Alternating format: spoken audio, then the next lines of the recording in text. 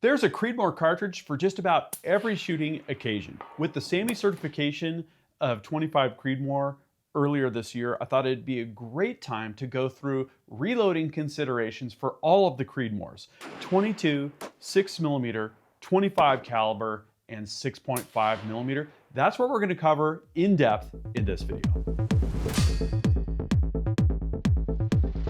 Hey guys, Gavin Gear here from UltimateReloader.com. We have loaded all of the Creedmoors, and in fact, on the channel, I've shown complete custom rifle builds for all of the Creedmoors, most of them multiple times over. So it's time to talk about what you need to know if you're entering into a loading scenario for any of these Creedmoors. Let's talk about the cartridges at a high level. It started with the 6.5 Creedmoor, which I believe was SAAMI certified in about 2007. Now, it took a number of years, 7, 8, 10 years for the 6.5 Creedmoor to really reach critical mass, where people realized this is a great, highly efficient cartridge. It's optimized for those higher BC, longer bullets. It has less recoil than a 308 and can beat it out beyond 1,000 yards. This is a great formula. But immediately, people started to wildcat, and that led to the 6mm Creedmoor becoming SAAMI certified. In the PRS circles, the trade-offs were, I'm going to go with 6mm Creedmoor for less recoil. It's not about being a big tough man. It's about seeing the trace. It's about seeing your hits and seeing your misses, and doing that from positional shooting scenarios and from prone and that sort of thing.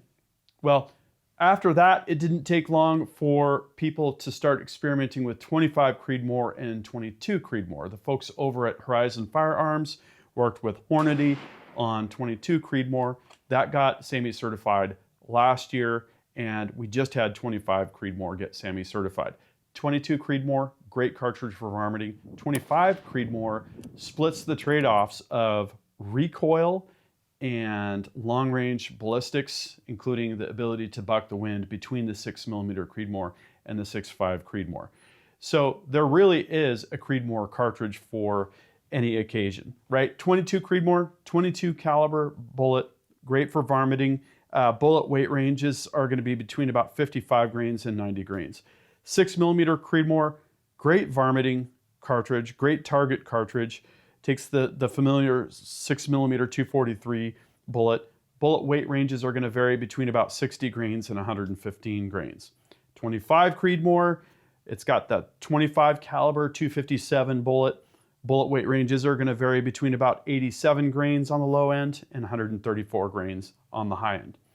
6.5 Creedmoor, which is a 264 in inches, bullet weight ranges are going to be 95 grains on the low end, 147 approximately on the high end in the usable range. You can go up to something like a 156, but really those heavy 6.5 bullets shine in a cartridge like 6.5 PRC, where you've got a little bit more powder at your disposal. Okay, so loading for the Creedmoors is going to be pretty much like loading for any other bottleneck rifle cartridge. Here's some common considerations. For your shell holder or your shell plate, it's going to be the familiar 472, approximately. Those case heads vary a little bit in diameter, but it's the same as 308 Winchester. In many cases, that's also shared with 45 ACP. So if you have a progressive press that's set up for 45 ACP, sometimes all you need is dies to convert it over to a 308 case rim cartridge, like the Creedmoor family of cartridges.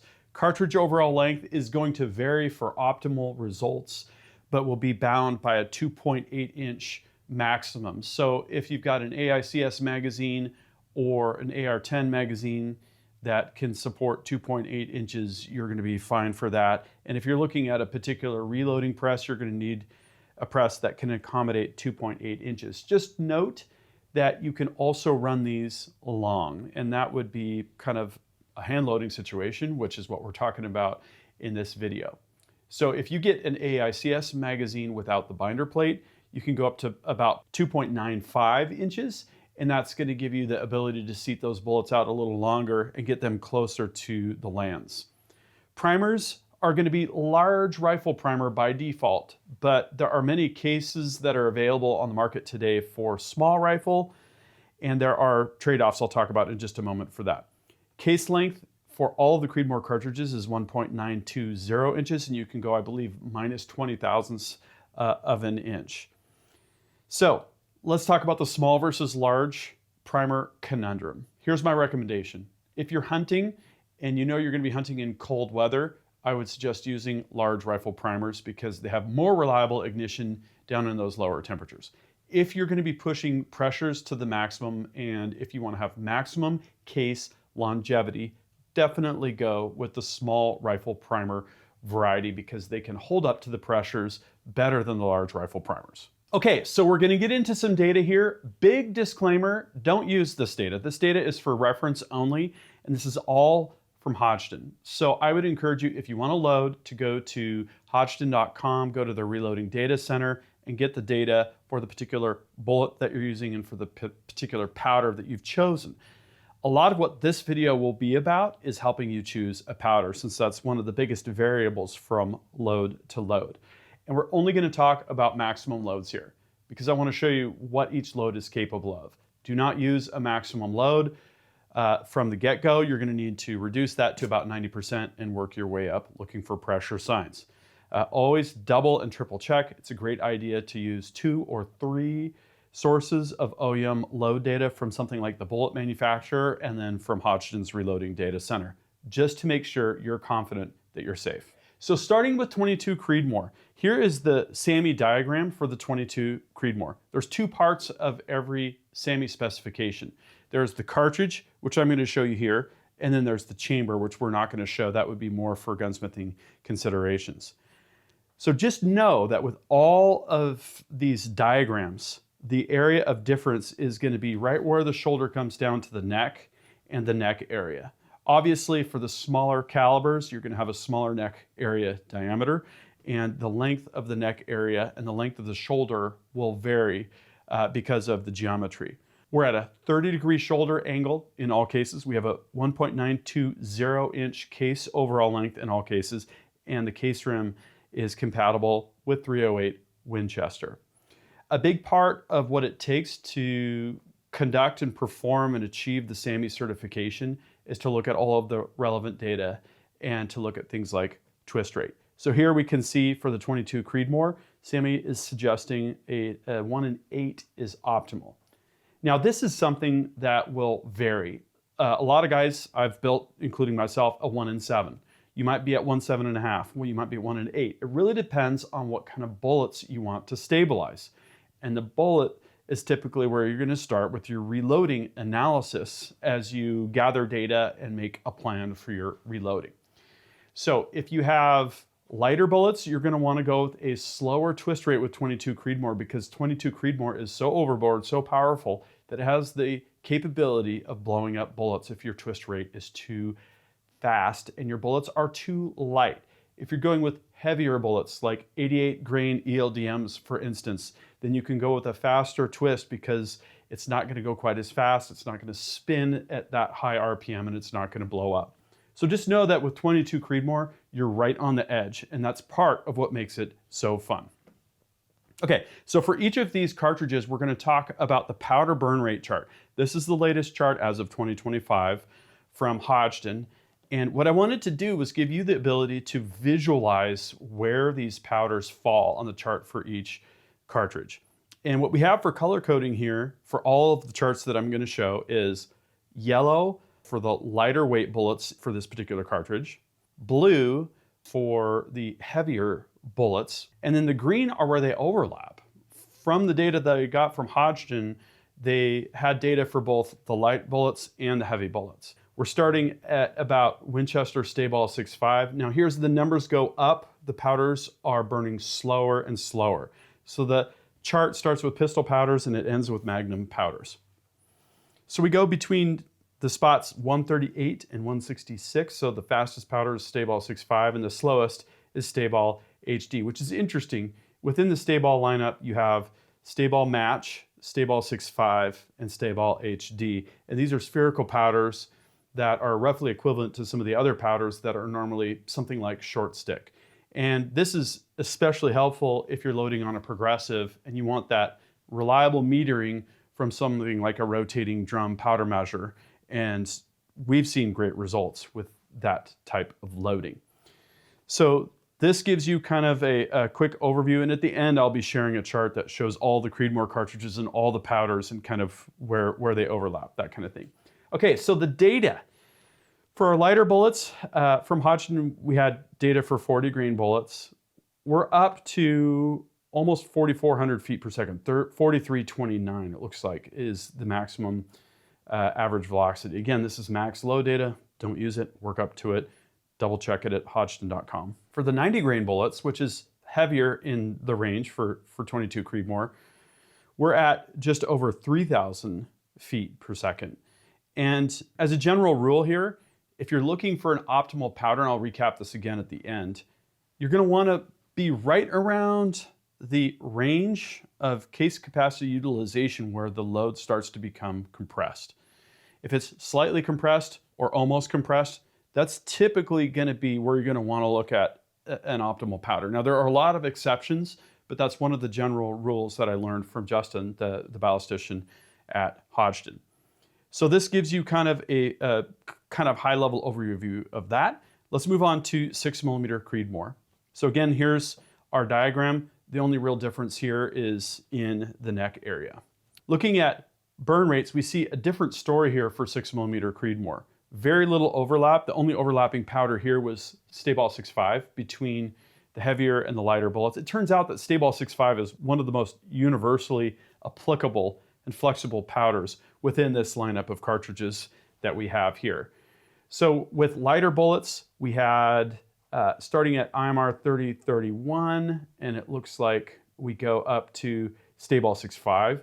And for the heavier bullets, we have IMR 4350 at the fast end and Ramshot Grand at the slow end, basically. So here's the data. For our lighter bullets, for 6mm Creedmoor, which was 55 grains in this case, we're at over 4,000 feet per second with almost every single load here. That's really, really cooking. One of the things you're going to need to be especially aware of is barrel life and barrel heat. If you're going to shoot a string of 20 bullets at some groundhogs or something like that, you're going to be eroding your barrel pretty quickly. As long as you're aware of that, you know, that's something that you can tune a little bit with the load if you're going to go down to a lower load level at a lower velocity. But if you know that you're only going to be taking a few shots at a time or pacing your shooting a little bit more conservatively, you know, these loads would work great. The heavier bullets that we're showing here are 115s, and it looks like we're pushing the upper 2000s up into the low 3000s here for our velocity. Good variety of powders here, and we see that we have 3 compressed loads. So if I'm looking at this chart without any prior knowledge, I'm going to be looking at the IMR 7977, Grand, H1000, potentially start there, you know, with the heavies, that kind of thing. 25 Creedmoor. This is the one that we've loaded for the least. It's the newest cartridge. What's exciting is we've got a new crop of these longer, higher BC-25 caliber bullets hitting the market. We used 131 grain blackjacks, but now there's a bunch of bullets in that 135 range that are available. And we're going to be doing more with 25 Creedmoor this year. That's coming up shortly, so you can look forward to that. Here we have a ton of overlap in powders.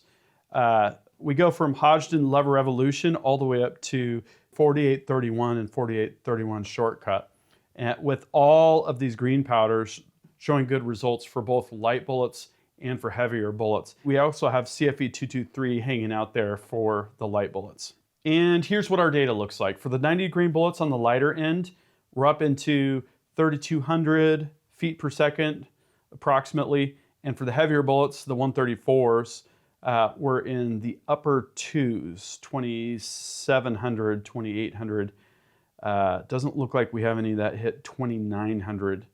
You know, a few compressed loads for the 134s and a couple compressed loads for the 90s. So if I was looking at this, H380 or H4350 looks like they would be great for the 90 grain bullets. And something like IMR 4831, Ramshot Hunter, Accurate 4350, those would be worth looking at. in the heavier bullet range. Again, I'm going to be experimenting more with this. If you have had particularly good results with a particular bullet and powder for the 25 Creedmoor, drop a comment and I'd like to check that out.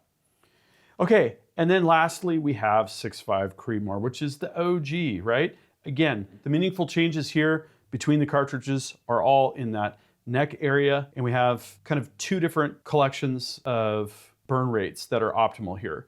For the lighter bullets, it looks like we start at 8208 XBR, that's an IMR powder, and we go all the way up to Stayball 6.5. For the heavier bullets, we're starting at H380 and going all the way up to IMR 4955. And here's what our data looks like. It is no surprise here that we have the most data for 6.5 Creedmoor because it's been around for so long. It's such a widely used cartridge. It's really hard to go wrong with a 6.5 Creedmoor. Whether you're hunting big game or you're shooting a PRS match, the 6.5 Creedmoor is just a really good, flexible, all-around performer. Lots of great factory ammunition options, lots of options for brass, powders, as you can see here, and bullets. So on the lighter end, we have 127s, and it looks like we're from the 2600 range to the 2800 range approximately. And then for the heavier bullets, 147s, like I mentioned, you can go up to 156, but it gets to a point of diminishing returns. 147s is going to be a good heavier bullet. And there's pretty much consensus on 1 and 8 as a twist rate here, right? And the 147s are going to stabilize great there. Those velocities are going to be hitting 2700 basically, or just under, which is a good rule of thumb for 6.5 Creedmoor I've found kind of across the board. Okay, so I also created this handy dandy chart here. This is all of the powders, all 40 of them that we talked about in the story, listed alphabetically, and then each of the Creedmoor cartridges, and these green cells represent them being a good choice for that particular cartridge. We'll notice here that there are 2 powders that show good results across the board. IMR 4831 and Stayball 6.5, right? We already saw that Stayball 6.5 was very flexible, even within a particular cartridge for both light and heavy bullets. It's hard to go wrong with that powder. And so there are many, many more possibilities. And if you look at the load data on Hodgdon.com and the reloading data center, you'll see more than these 40 powders.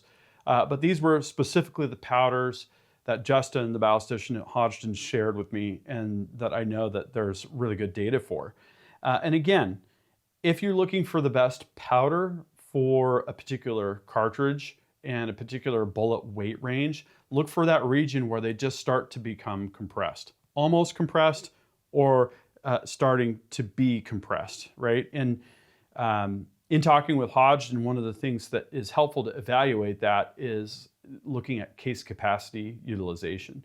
When you get to a compressed load, you're at 100%. And it's not bad with modern powders to compress your load.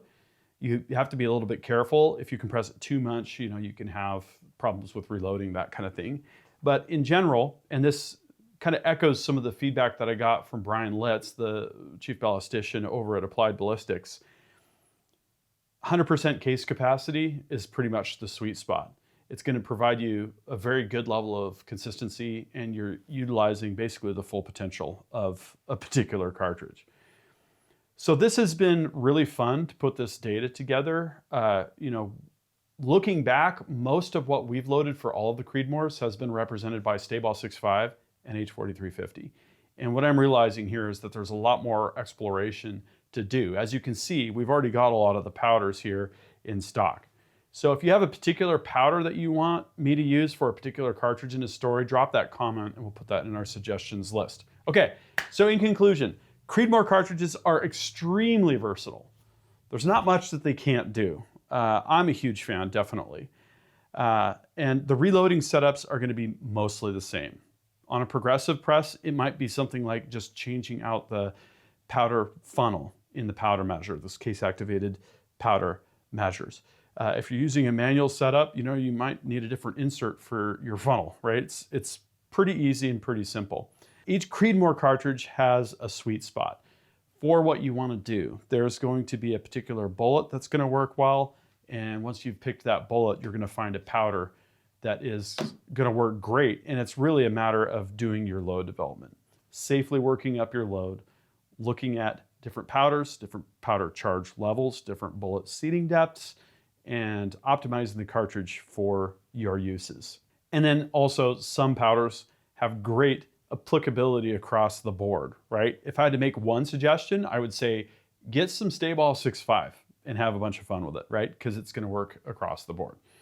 So again, I would like to hear your feedback. Have you had a particularly good experience loading with a particular powder and bullet for one of the Creedmoors? Tell us which Creedmoor it was, what bullet you're using, what powder you're using, and what you're using it for. Target, hunting. I'd like to know more about what you all are doing and what kind of results you're getting. Drop that comment and I'll join you in the comments section. Thank you very much for watching. That concludes this video, and that means it's time to wrap it up. I hope you enjoyed this video. If you're watching Ultimate Reloader on TV and want to take advantage of free resources, exclusives, and hot deals, just hold your camera phone up to the QR code, tap on the link, fill out the information, boom, you're getting Ultimate Reloader emails. Don't forget to like and subscribe. Also, we're on Facebook, YouTube, Rumble, where we've got unrestricted content, and Instagram. Make sure to follow us on all those channels. Ultimate Reloader also has a commercial solutions division serving law enforcement, the military, and the gun industry. We have some unique capabilities, including a comprehensive suite of recoil testing and evaluation capabilities, trigger profiling, and more. Thanks again for watching.